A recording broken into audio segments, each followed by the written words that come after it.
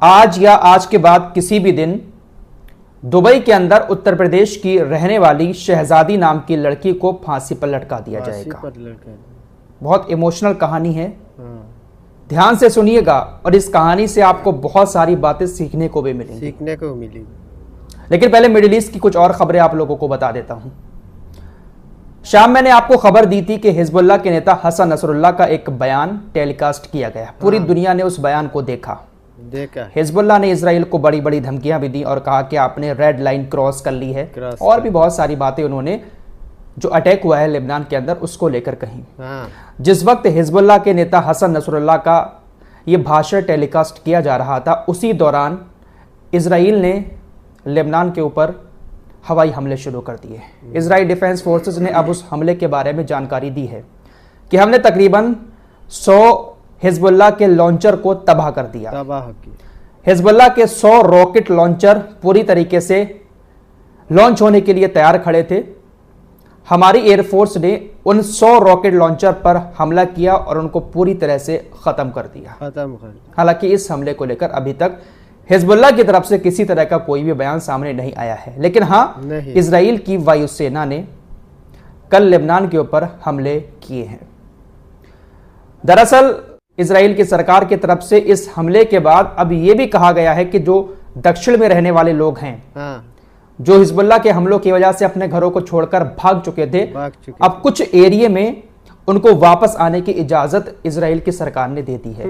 Israel की सरकार का कहना है कि हमने बड़ी तादाद में हिजबुल्लाह के रॉकेट लॉन्चर को तबाह कर दिया, अब वो एरिया सेफ है, आप वहां पर वापस लौट सकते हैं। लेकिन हिजबुल्लाह वापस में धमकी दे रहा है कि यह इलाका अभी भी आपके लिए सेफ नहीं है। आपके लोग इस बॉर्डर पर तब तक वापस नहीं आएंगे जब तक गाजा में आप युद्ध नहीं रोक देंगे। फिलहाल मामला दोनों तरफ से काफी बड़ा हुआ है। उधर एक खबर समुद्र से आ रही है कि समुद्र के रास्ते इजराइल के तेल अवीव के अंदर कुछ लोगों ने घुसपैठ की है। इजराइल का जो नेतनिया तट है वहां से समुद्र के रास्ते तेल अवीव शहर में कुछ लोग घुसे हैं। इजराइल डिफेंस फोर्सेस का कहना है कि हमने उनकी नाव को तो पकड़ लिया है, लेकिन अभी तक उनको नहीं पकड़ पाए हैं जो लोग नाव से आए थे। फिलहाल तेल अवीव के अंदर वो लोग घुस चुके हैं। कौन लोग हैं, क्या करने आए हैं, इजराइल डिफेंस फोर्सेस बड़े पैमाने पर सर्च ऑपरेशन चला रही है। लेकिन तेल अवीव के अंदर एक घुसपैठ हुई है। समंदर की बात चली है तो एक खबर आपको और दे दूं, ताइवान का नाम सामने आ रहा है। लेबनान के अंदर जो पेजर अटैक हुए, वॉकी टॉकी अटैक हो रहा है, वो सब कुछ आपको मालूम है। ताइवान का नाम सबसे पहले सामने आया। तो अब हुतीज ने इस बात का ऐलान कर दिया है कि ताइवान का भी अब कोई भी जहाज अगर लाल सागर से गुजरता है तो अब वो भी हमारे निशाने पर होगा। हम ताइवान के भी हर एक जहाज को अब निशाना बनाना शुरू कर देंगे। मोहम्मद अली अल हौती का बयान भी शाम आना था। जैसे ही हसन नसरुल्लाह का बयान शुरू हुआ उसी वक्त उनका भी आना था, लेकिन उन्होंने अपने बयान को रोक दिया और अपने लोगों से कहा कि आप सभी लोग हसन नसरुल्लाह का बयान सुने। तो ये लोग आपस में काफी अच्छा भाईचारा निभा रहे हैं। लेबनान के अंदर पिछले 3-4 दिन में जो कुछ हुआ है, सारी बातें आप लोगों को अच्छे से मालूम है। इलेक्ट्रॉनिक डिवाइसेस फटना शुरू हो गए। इस मामले को लेकर सोशल मीडिया पर मलेशिया के प्रधानमंत्री का एक बयान वायरल हो रहा है, जहां पर वो कह रहे हैं कि आप अगर यूरोपीय देशों में बने हुए इलेक्ट्रॉनिक डिवाइसेस का इस्तेमाल करने पर इतना ज्यादा डर रहे हैं तो क्या इनके हथियारों को आप खरीद कर अपने आप को सुरक्षित महसूस कर सकते हैं। अरब देशों से कहा है कि आप जो अमेरिका और इजराइल से लड़ाकू विमान खरीदते हैं, F-16, F-18 और बड़े बड़े लड़ाकू विमान और हथियार खरीदते हैं, क्या आप इसमें सुरक्षित महसूस कर सकते हैं? क्या आपको लगता है कि आपके ये विमान अमेरिका और इजराइल और इनके दोस्तों के खिलाफ इस्तेमाल किए जा सकते हैं? एक छोटी सी डिवाइस जिसको हैक करके ये लोग ब्लास्ट करवा सकते हैं, तो जो पूरा का पूरा लड़ाकू विमान इन्होंने तैयार किया है, तो क्या उसका कंट्रोल इन लोगों के पास नहीं होगा? अरब देशों से कहा है कि आपने ये सिर्फ अपने लोगों को डराने धमकाने के लिए रखे हुए हैं या फिर अमेरिका और इजराइल के दुश्मनों के लिए अपने पास लड़ाकू विमान रखे हैं, क्योंकि इसका इस्तेमाल आप इनके खिलाफ कर ही नहीं सकते। बिल्कुल सही बात कही है। तो ये कुछ मिडिल ईस्ट की वॉर से जुड़े अपडेट थे जो आपके सामने रखे। आइए अब आपको शहजादी की कहानी बता देता हूं। उत्तर प्रदेश का एक जिला है बांदा। बांदा जिले के एक छोटे से गांव की शहजादी नाम की लड़की आगरा के रहने वाले उजैर के झांसे में आ गई। शहजादी के वालिद साहब, जिनका नाम शब्बीर है, उन्होंने बताया कि 2021 में शहजादी की दोस्ती उजैर नाम के लड़के से फेसबुक पर हुई। फेसबुक पर दरअसल शहजादी का जो चेहरा है वो एक साइड से जला हुआ है। शहजादी के फादर शब्बीर बताते हैं कि 8 साल की जब ये थी तो खाना बनाते टाइम इसका चेहरा जल गया था। हम गरीब लोग हैं, हमारे पास इतना पैसा नहीं है कि हम सर्जरी करा के इसके चेहरे को ठीक करा सकें, लेकिन शहजादी अपने चेहरे को ठीक करवाना चाहती थी, ठीक करवा के शादी भी करना चाहती थी। बड़ी हो गई शहजादी।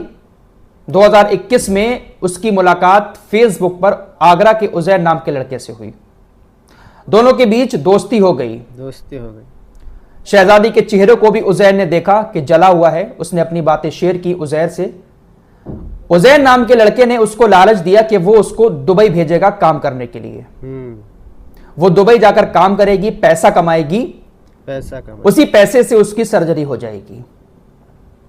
जब उसकी सर्जरी हो जाएगी, उसका चेहरा ठीक हो जाएगा, तो फिर वो उससे शादी भी कर लेगा। ये सारी बातें शहजादी के फादर शब्बीर की तरफ से बताई गई मीडिया को। उजैर ने शहजादी को जब इस तरह का लालच दिया तो मजबूर परेशान गरीब लड़की उसकी बातों में आ गई। उसने सोचा वहां जाकर पैसा कमाकर अपने चेहरे को ठीक करवा लूंगी। उसकी बातों में आ गई और उसके बाद 19 दिसंबर 2021 को दुबई की फ्लाइट में बैठकर वो दुबई चली गई। शहजादी के फादर शब्बीर कहते हैं कि खुद उजैर उसको 19 दिसंबर 2021 को दुबई की फ्लाइट में बैठा कर आया और यह कहा कि मेरी बुआ फूफा वहां पर रहते हैं, तुम उनके घर जाना, वहां पर काम करना, वो तुमको पैसे देंगे और फिर उससे तुम अपना इलाज करवा लेना। इलाज करो।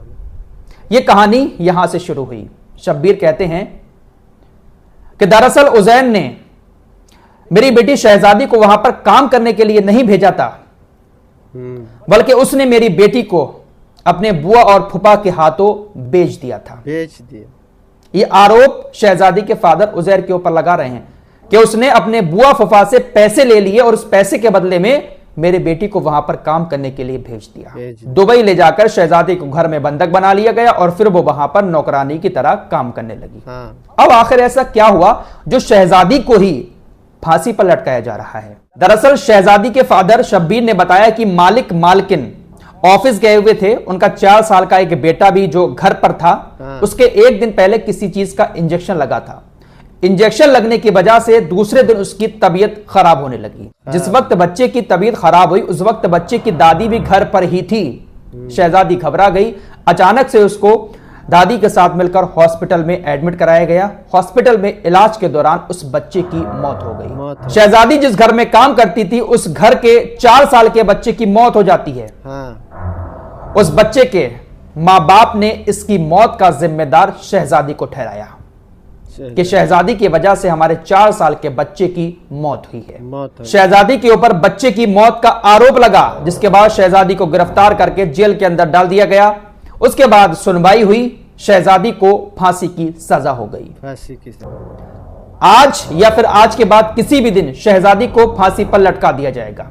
इस खबर के सामने आने के बाद शहजादी के फादर शब्बीर ने उजैर के खिलाफ मुकदमा भी दर्ज कराया। बेटी की मानव तस्करी, उसे बेचने, उसकी जान खतरे में डालने के आरोपों में उजैर के खिलाफ केस दर्ज कराया। लेकिन वो कहते हैं कि केस तो दर्ज हो गया लेकिन मेरी बेटी वापस नहीं आ पाएगी। वो फोन करके रोती है कि पापा मुझे बचा लो। वो कहते हैं कि मैंने प्रधानमंत्री को भी पत्र लिखा, योगी आदित्यनाथ को भी पत्र लिखा, गुहार लगाई कि आप सबको बचाते हो बाहर देशों में फंसे हुए लोगों को, मेरी बेटी को भी बचा लो, लेकिन किसी तरह का कोई काम आगे नहीं बढ़ पा रहा है। फिलहाल आज 20 सितंबर है और आज शायद शहजादी को फांसी पर लटका दिया जाएगा। आज या आज के बाद किसी भी दिन फांसी हो सकती है। तो यह है वो कहानी जो काफी सारे लोगों की आंखें भी खोलेगी कि किसी के लालच में आकर इस तरीके से अपनी जिंदगी को दांव पर ना लगाए। हालांकि इंसान मजबूर हो जाता है गरीबी के हाथों, बीमारी के हाथों, कुछ ऐसी परेशानियां होती हैं जो इंसान किसी की भी बातों में आकर अपनी जिंदगी को दांव पर लगा देता है। इस वीडियो को शेयर करें, प्रधानमंत्री मोदी जी से गुहार लगाएं, योगी आदित्यनाथ जी से गुहार लगाएं। शहजादी अगर अपने देश वापस आ जाती है तो ज्यादा अच्छा होगा। दोस्तों, हमारे रिपोर्ट को देखने के लिए बहुत बहुत शुक्रिया। चैनल पर नया तो जरूर सब्सक्राइब कीजिए। मिलते हैं कुछ अगली खबरों के साथ, तब तक के लिए अपना ख्याल रखें। धन्यवाद।